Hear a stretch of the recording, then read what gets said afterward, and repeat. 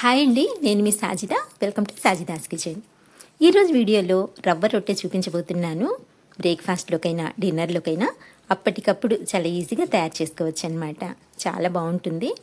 బొంబాయి రవ్వతో ఎప్పుడు ఉప్మాయి కాకుండా ఇలా కొంచెం డిఫరెంట్గా రొట్టె చేసి చూడండి. మెత్తగా సాఫ్ట్గా చాలా రుచిగా ఉంటుంది. ఆకలి లేకపోయినా సరే 1కి 4 తినేస్తారు, అంత బాగుంటుంది.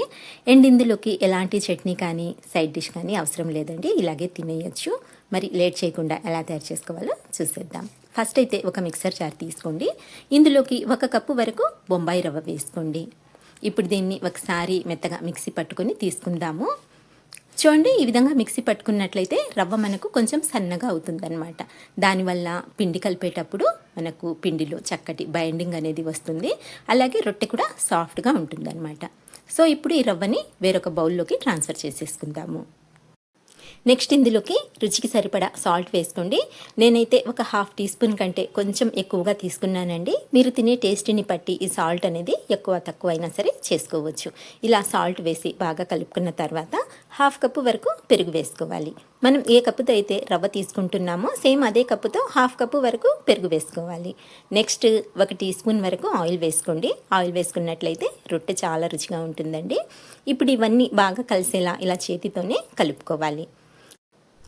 చూడండి, ఇలా ఒక 2-3 నిమిషాలు కలుపుకున్నట్లయితే పిండి మనకు ఇలా చపాతీ పిండిలాగా రెడీ అవుతుందన్నమాట. ఇందులో ఎలాంటి నీళ్లు వేయాల్సిన పని లేదండి, పెరుగు ఒకటి సరిపోతుందన్నమాట. చూడండి పిండి ఎంత సాఫ్ట్గా ఉందో. సో ఇలా కలుపుకున్న తర్వాత ఇందులోకి ఒక మీడియం సైజు ఉల్లిపాయని సన్నగా కట్ చేసుకొని వేసుకోండి. తర్వాత ఒక చిన్న సైజు క్యారెట్ని ఇలా సన్నగా తురుముకొని వేసుకోండి.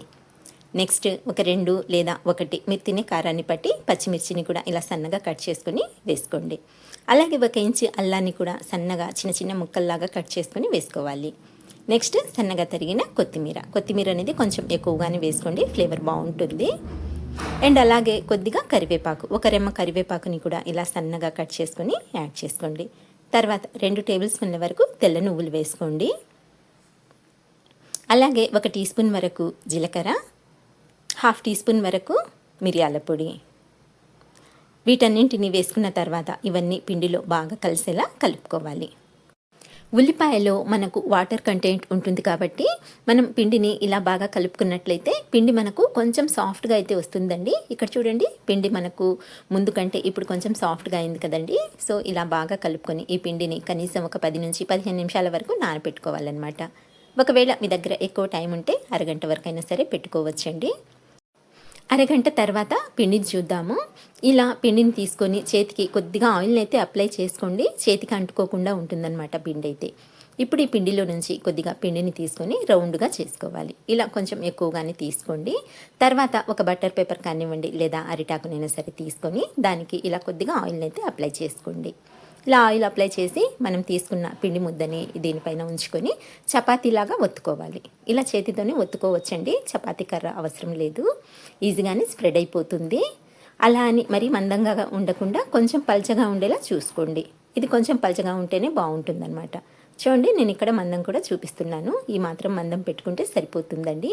ఇలా ప్రిపేర్ చేసుకున్న తర్వాత ఇప్పుడు స్టవ్ ఆన్ చేసుకొని దోశ ప్యాన్ పెట్టుకొని ప్యాన్ బాగా వేడైన తర్వాత కొద్దిగా ఆయిల్ వేసి ప్యాన్కి అంతా స్ప్రెడ్ చేసుకోండి.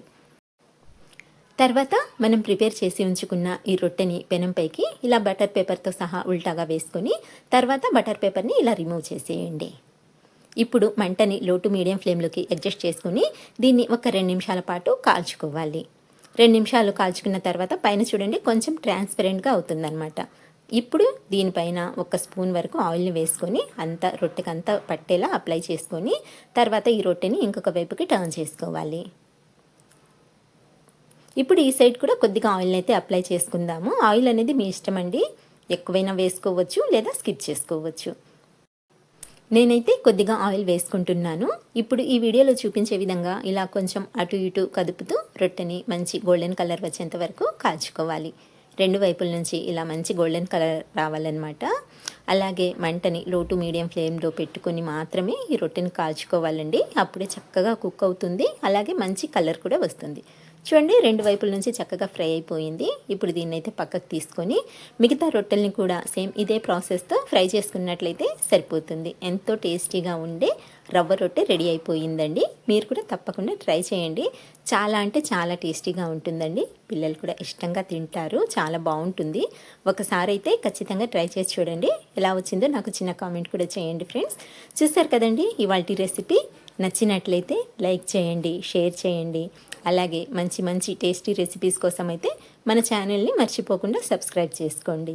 ఇంకొక మంచి వీడియోతో మళ్ళీ కలుస్తాను. అంతవరకు బాయ్ అండి. Thank you for watching.